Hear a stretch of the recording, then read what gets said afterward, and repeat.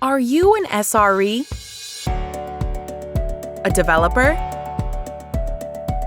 A quality engineer who wants to tackle the challenge of improving reliability in your DevOps? You can enable your DevOps for reliability with Chaos Native. Create your free account at Chaos Native Litmus Cloud.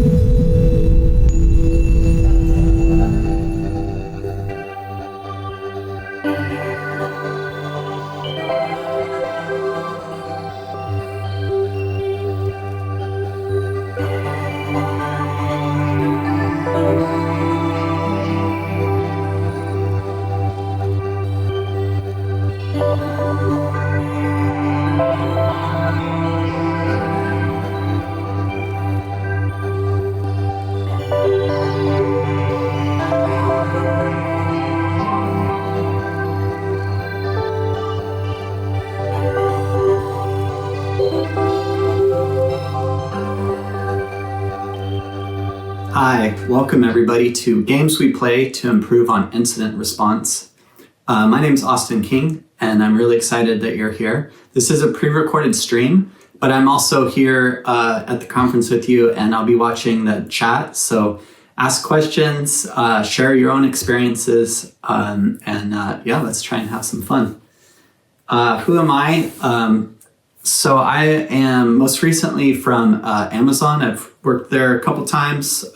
This last time for 5 years, I worked on Prime Now and other things. So recovering Amazonian.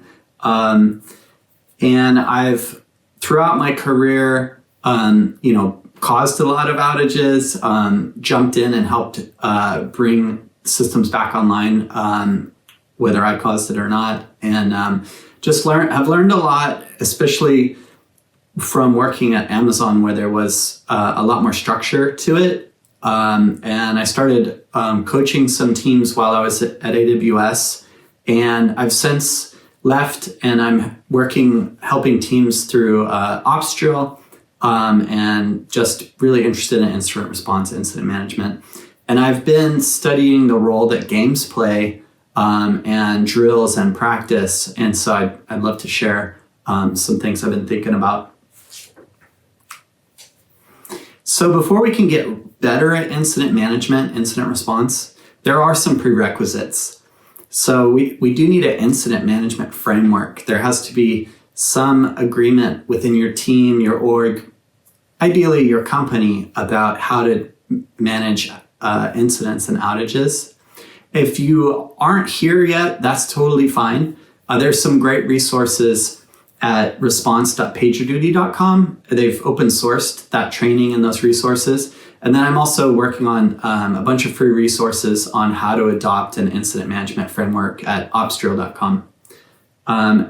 So you have to adopt a framework, and then you have to train everybody on that framework so that people understand the roles. If you adopt an incident commander role, people understand what that means from the CEO down. They understand the incident commander is kind of at the top of the hierarchy and in control during an outage, if you choose to follow that kind of model.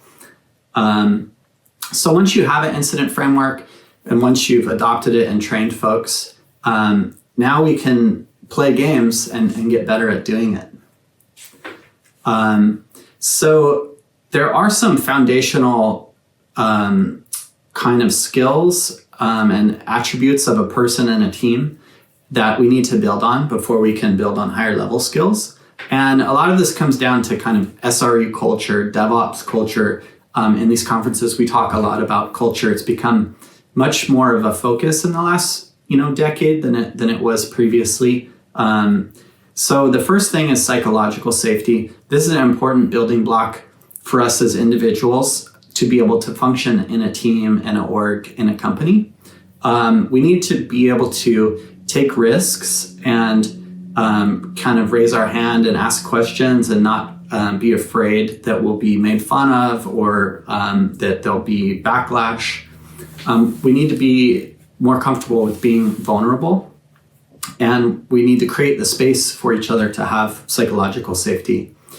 during an incident, and especially after an incident, if you have a postmortem or an after-action review, we want to practice blameless culture, blameless postmortems. It's not so much about figuring out who was wrong and who messed up as protecting ourselves by figuring out root causes and building guardrails and automated systems so that these things can never occur again. Because humans will always make errors. But how do we help each other out and build in that resiliency? And lastly, we want to have a growth culture in our business because we work in technology. It's all about innovation. And so we want to always be trying new things, adopting new things, failing in small ways, thinking about those failures, learning lessons, and moving forward. It's just the nature of how things are. This psychological safety allows us to have a much more enjoyable work environment and to be much more dynamic and innovative and moving forward. And that's just the table stakes of working in technology now. Maybe 50 years ago, things didn't change as rapidly as they do now. But we're always adopting new technologies, new processes, and always analyzing the decisions we've made and kind of rethinking things. So psychological safety is super important, and it kind of leads to the next topic of team cohesion. So we want to be able to give each other feedback in a timely manner. Learning feedback cycles, and the tighter they are, really improve how well we can learn and grow. As a team, we want to have shared responsibility. So we don't want a single hero that's always jumping into incident response and taking care of everything, and they can never go on a vacation. We want to have everybody having a sense that they own production and are responsible for it. It really helps when we have shared goals as a team, as an org, as a company. If we all know where we're headed and we all feel responsible, we're going to have much better team cohesion and things are going to go much better. So we talk a lot as SREs about resiliency and systems, but it's also important in teams. And so psychological safety, team cohesion, and aspects of incident response are the human factors of resiliency. How can we have the most people helping out or being trained up and available and have practiced the skills of incident response? This is in addition to the system level resiliency that we get through monitoring, observability, and automation. So once we have kind of those base soft skills in place, there are also some higher level technical skills and communication, also soft skills that we need specifically in terms of incident management. Those previous skills are very portable for any work environment, any situation, not just technology. And then when we think about incident management, there's some more high-level skills that are critical and really important. So curiosity and problem solving, these two skills are very important to incident responders or subject matter experts, that the SMEs who are going in and trying to troubleshoot and figure out what's going on. Why are we having an outage? And what kind of what changes can we make to stop the bleeding for our customers? What kind of quick Band-Aid can we put in place to bring the system back up? So curiosity is really important to encourage. And if we can play games that build people's curiosity, that's so much better. I've seen teams with low curiosity, and during an outage, we tend to accept the first hypothesis and, oh yeah, it's probably networking, and not really dig any deeper. And then, 45 minutes later, hour and a half later, we find out, oh, it's not networking. Okay, now I'll start poking around. We want to always be curious and never accepting.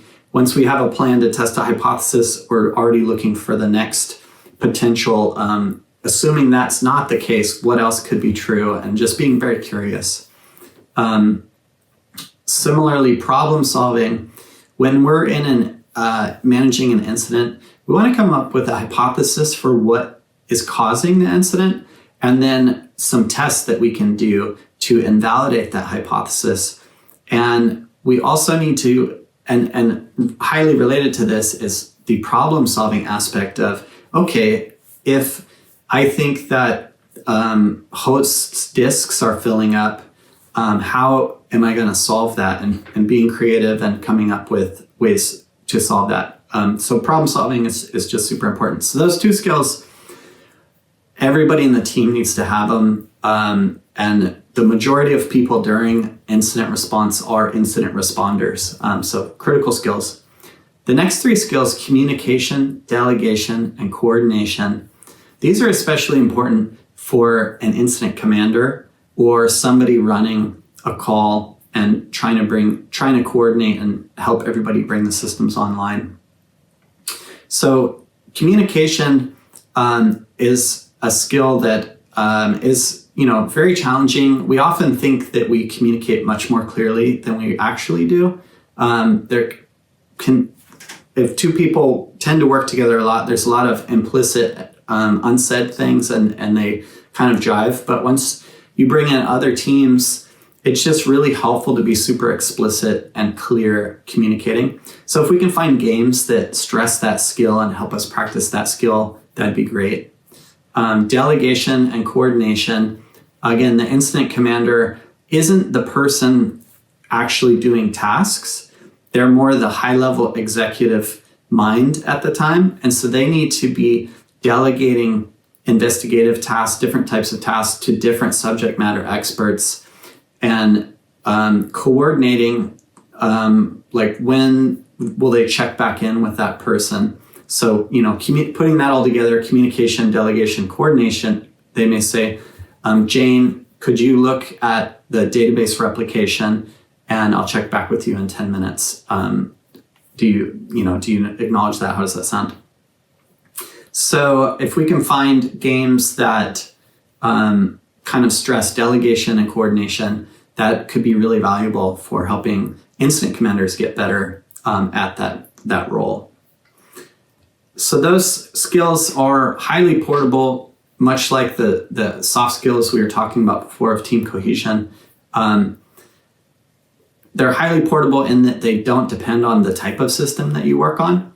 But we also have a lot of domain-specific knowledge that's specific to our service, our application that we're trying to operate. So if you're a Azure shop, that may mean that you have deep knowledge of Cosmos DBs, or if you're a Kubernetes and AWS stack or GCP, and you're focused mostly on queues, that the knowledge that your team has is quite different in those two cases.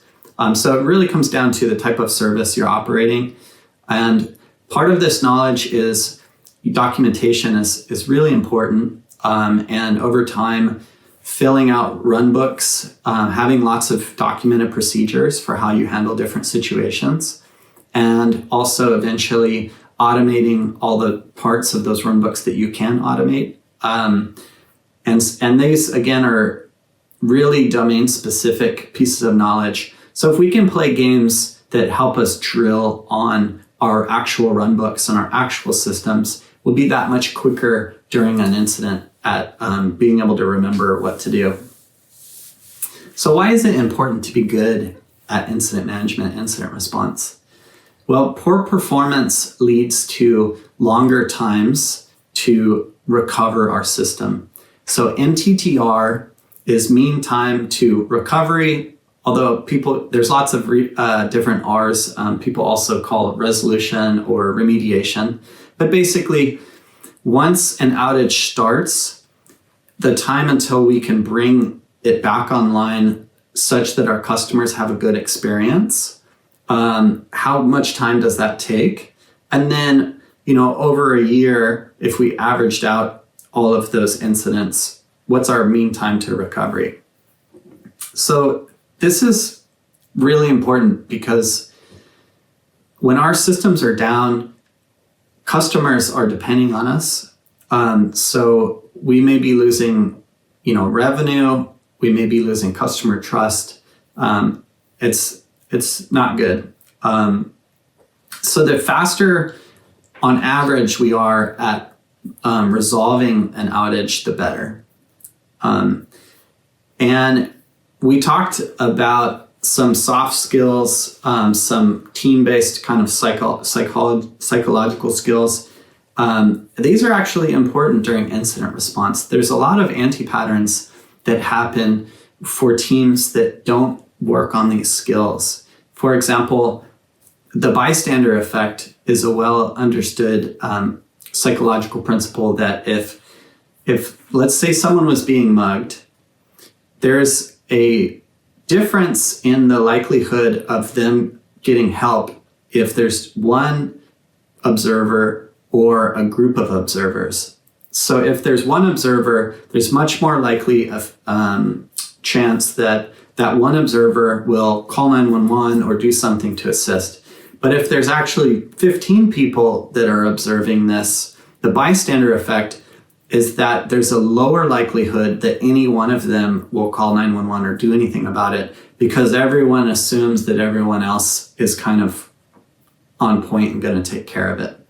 And so if a team has poor team cohesion, everyone might just kind of be waiting for somebody else to do something in that case. Another anti-pattern is the blame game. So an outage starts and a couple people may spend the time arguing about whose fault it was. Oh, why did you YOLO push that commit? It's Friday at 4, you pushed it, and then you walked out of the building. All of these things, all this blame does not matter. What matters is getting the system back up and helping your customers out. So it's really not helpful to be trying to assign blame and argue about those things. So this comes back to kind of a shared goal and a shared sense of responsibility. In addition to the skills, our knowledge is also important as SMEs. So if we could practice our runbooks, we will find out-of-date runbooks, we'll find missing runbooks, we can create those and fix those. If we don't have the right knowledge at the right time, that can extend outages. And if you're twice as fast at, remembering and using your runbooks, it's just going to really reduce how long it takes you to resolve an issue. So how can we grow our SRE culture, our DevOps culture? How can we improve it? So I think we can do that through games. Especially if we stretch the definition of games. We're going to look at kind of traditional video games, online games, board games kind of things, but also stretch it a little bit into kind of operational exercises and drills.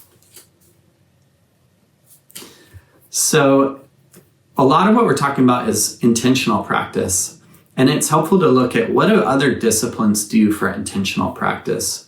So if we think about a soccer team, they don't just scrimmage and play soccer games all the time. They spend quite a bit of time in intentional drills, and the coach will have lots of different drills. An example would be kicking a penalty goal kick. I'm not a huge sports person, sorry, but if you set up the goal and the defenders and have that one person practice that kick at the specified distance, they're really honing in on that particular circumstance that does happen quite frequently during a game, and then rotating through every player and having them do that penalty kick multiple times. That's intentional practice and getting better and better at that particular scenario.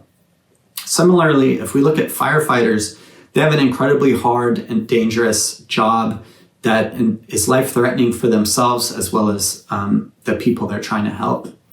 And so an example of a drill that they do for intentional practice is they will set a structure on fire and they'll practice entering the burning building safely and exiting the burning building safely. In this way, they have a controlled but dangerous environment where they can really practice those skills and kind of have more routine. If they didn't practice these skills and there's a fire that they have to deal with every couple months, it would be much more dangerous for them without not having these skills practiced and being on top of the game. And then looking more closely to our SRE discipline, cybersecurity, actually, they play a lot of games, and they're, I think, in some ways a lot further ahead of us. One example would be capture the flag. And there's two main ways to play capture the flag, but I'll just describe one. Capture the flag is incredibly popular.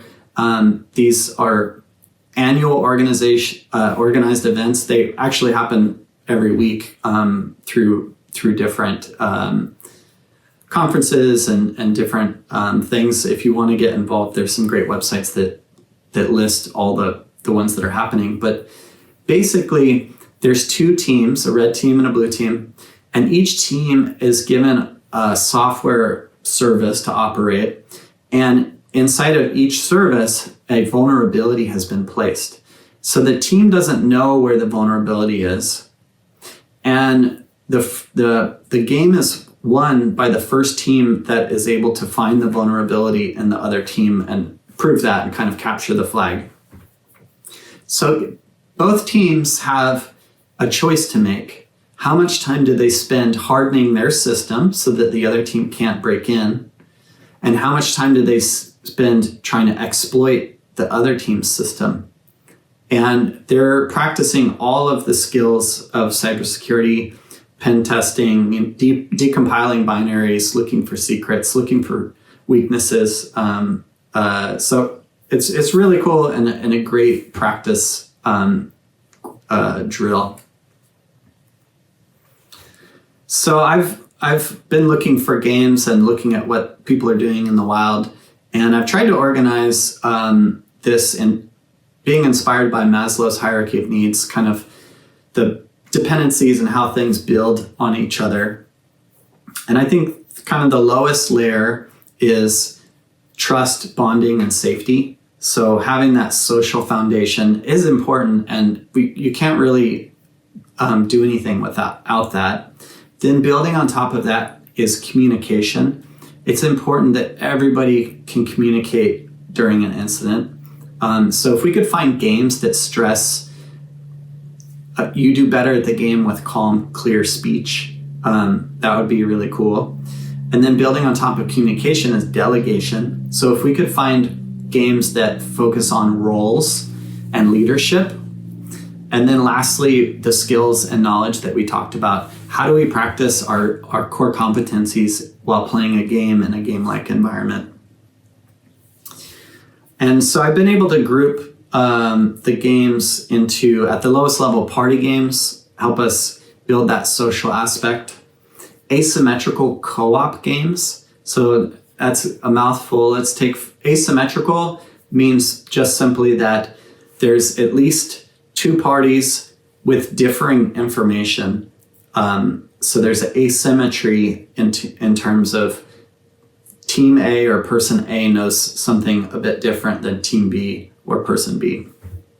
And then co-op, these are cooperative games. All the games that we'll talk about today are cooperative games. And party games is generally associated with casual gaming and the most approachable by anybody. And then when you kind of nerd out and get into games, they tend to use co-op for some of the deeper games. And then if we look at how do we practice delegation and can we find any games that are great for that, I think role-based co-op games are very handy. And basically that means that the players have a specialization and there's an opportunity for a leader to coordinate and delegate to those different roles. And then lastly, for the skills and knowledge, I'm just going to generically call these ops drills, and we'll look at some different examples of ops drills. All right, so let's start at the base of the pyramid with our party games. So there are so many examples of party games. A popular one right now on Steam, I looked at some different sources. So Steam is a video game distribution platform and marketplace. Another great place to look for these is Board Game Arena. So both of these options are remote friendly. You can have a Zoom call and people can play the games over these. Steam games are often cost money. Board Game Arena is a much less expensive model.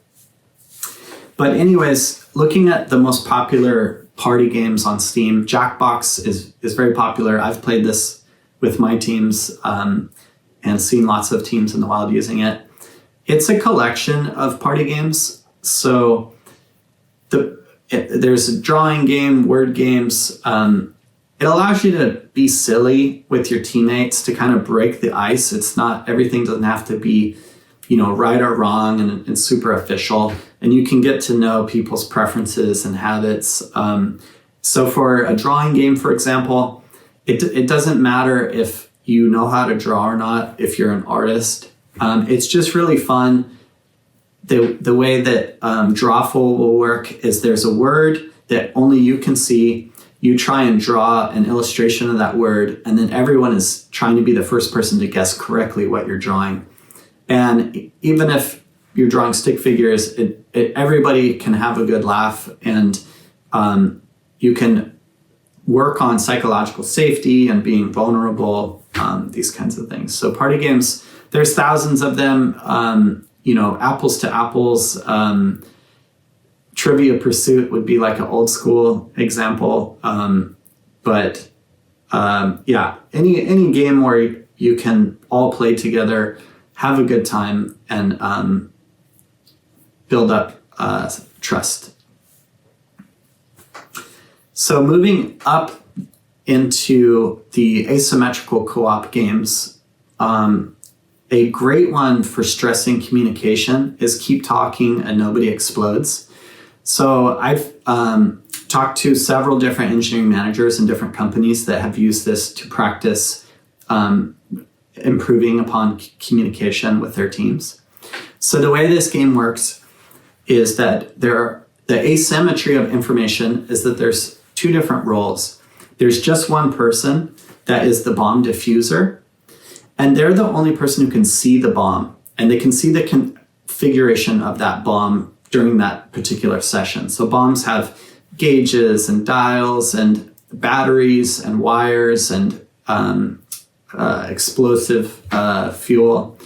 And that can show up in all different kinds of configurations. It could have 3 batteries or 2 batteries. The position of the wires could be horizontal or vertical. And the diffuser is the only one that can see it, so he needs to describe it to the others. Everyone else that's playing, they're the experts. They have the bomb diffusion manual, which is a large collection of rules. And these are kind of logic puzzles. They're very specific. An example rule might say, if there's a yellow wire above a red wire, above a blue wire, then cut the yellow wire. But if there are any other colors of wires, this does not apply. So when the bomb diffuser says there's a yellow wire, that's not as good of a communication as they're horizontally orientated. There are 3 wires going from top to bottom is yellow, red, and blue. So the experts, if the diffuser isn't giving clear information, then the experts need to ask more questions. What's the orientation of the wires? What color wire is at the top? These kinds of questions. The repercussions of cutting the wrong wire or trying to diffuse the bomb in the wrong way is that it explodes. And then there's also a timer counting down. The bomb explodes. So the only way they can diffuse the bomb and win the game is to carefully and clearly communicate back and forth and give really clear instructions. Okay, cut the yellow wire, and the day is saved. So that is asymmetrical co-op games to help us with communication. And then next up, on top of that, in terms of delegation and coordination, is role-based co-op games. And so a great one here is Overcooked. My understanding of where the word chef comes from is it's a French word, chef de cuisine, which roughly translated is the leader of the kitchen, the boss of the kitchen. And so this is a great example of leadership and delegation. The way Overcooked works is there's different cooking stations in a kitchen, and you're trying to make food for customers under some time pressures. There's a dishwashing station, there's a vegetable chopping station, there's a grilling station, and then there's a window so that you can deliver the finished plate to your customers. So early on, there's no forced roles. Anybody can do any station. And early on, there isn't a lot of stress. There's plenty of clean plates. Things are moving along. But eventually, due to time pressure and using up resources, a leader needs to be assigned so that they can look at the different resource bottlenecks and anticipate things. If there's no clean plates, you can't plate the food, and so you can't give it to the customer. So it's very helpful for a chef to step up and delegate and say, Bill, could you go over to the dirty dishes and clean 5 dishes before returning back to the cutting station? And it turns out in the game, just like real life, nobody wants to do dirty dishes. So the team that does kind of have an incident commander type role will do much better at Overcooked and get further compared to a team that just has no plan and it's just chaos and everybody's trying to do every role. So lastly, that brings us to the general bucket of ops drills. So can we play games within our teams, in our particular team and even across the org or across the company to get better at the incident management, incident response skills, and especially drilling on our particular systems and our particular runbooks and knowledge. So I have 4 different games that we can play. And first up is tabletop exercises. So we talked about cybersecurity earlier. This is very popular in cybersecurity, and it comes from the government, the military and FEMA, for example. They deal with natural disasters. They have a long history of tabletop exercises. So what a tabletop exercise is, there's very little equipment. You, in a remote first way, you just need someone to think up a scenario, then a Zoom call, and then, maybe a document or a slideshow just to give people the scenario, and then a plan of who should be at that meeting, and then an hour or 2 or 6, depending on how deep you want to go, for people to talk through how they would respond to that particular scenario. On the cybersecurity side, there's a really cool deck of cards called Backdoors and Breaches, and that really helps stimulate creativity in terms of coming up with the incident. But within your team, you could just have somebody that's more senior and has experienced a lot of things come up with the tabletop scenario, and they're kind of like the dungeon master if we think of this as like D&D. So they could say that all of the videos that customers are uploading are not getting encoded to a proper codec, and they could think through some of the root causes for that. And then everybody in the room that normally works on this video subscription service or video platform could talk through things they would check, things they would do, and this can help highlight missing metrics, missing observability monitoring, could be missing runbooks, and so you can file tickets to go back and kind of fix those things. So the benefit is that you don't really need any buy-in from anybody. And the con of it is that it's not as realistic. You're not actually executing any software or actually testing your system. One benefit of tabletop exercises is you might want to try broadening the invitation list much larger than you would normally think about. It could be really helpful to involve executives, legal, and marketing people, just picking one or two people from each of those disciplines. But for example, with executives, it can help executives see how the engineering team deals with outages and incident management to help develop a rapport and to give them an understanding to see how the sausage is made. If they're never involved, then when there's a real outage, they may not have trust in engineering. They may not have an understanding of how systems get back online. And so they might join a Zoom call and make demands or try and take over the situation, not really understanding how incident management should work. But if they're involved in these tabletop exercises, they'll really develop a rapport and see the thinking, all of the advanced preparation that's already happened for all your systems, and just they'll have more confidence and more buy-in. So when you're trying to get operational work and automation prioritized against feature work, you'll have a better chance at getting a better ratio. If you're work on a product where features are always prioritized over operational work, that would be really important and helpful to avoiding toil or putting in guardrails to make the next outage less likely. The more alignment you have in your organization, this can really help. Similarly, legal and marketing.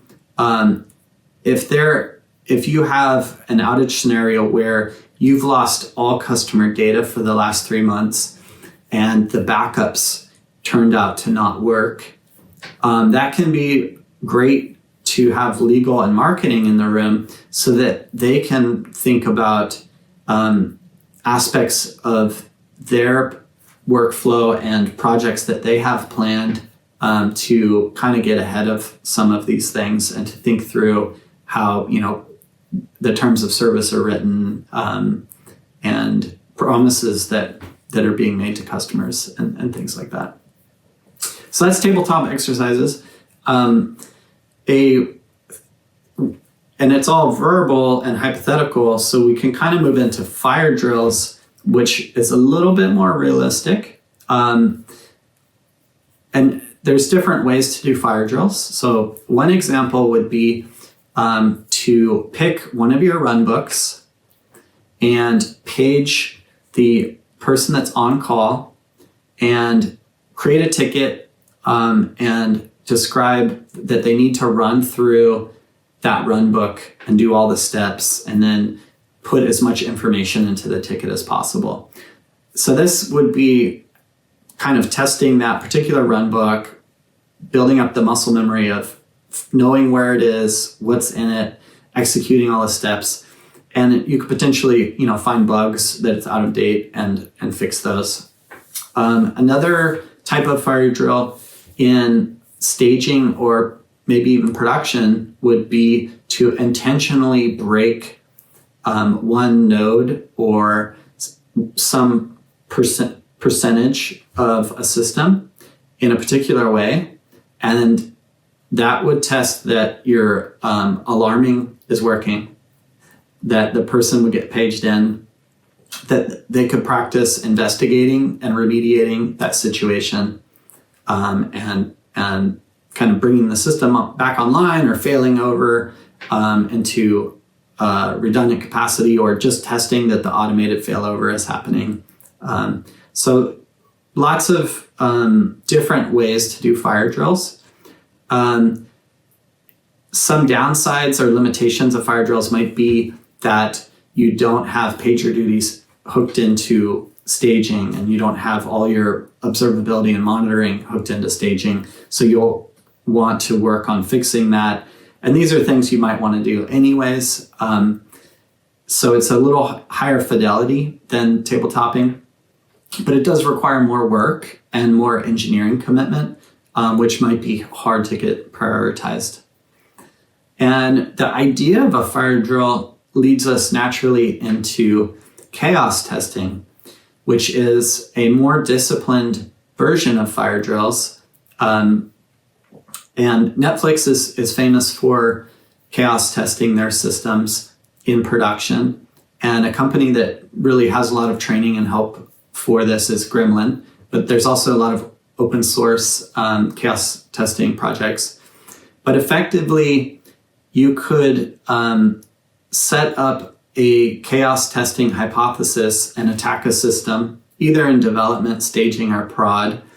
And to make more of a game of it, you could treat it more like a fire drill, thinking about having the team respond to it, diagnose it, and do the recovery. And this can help you come up with a roadmap for automations and fixes to the system to kind of make this not need human intervention.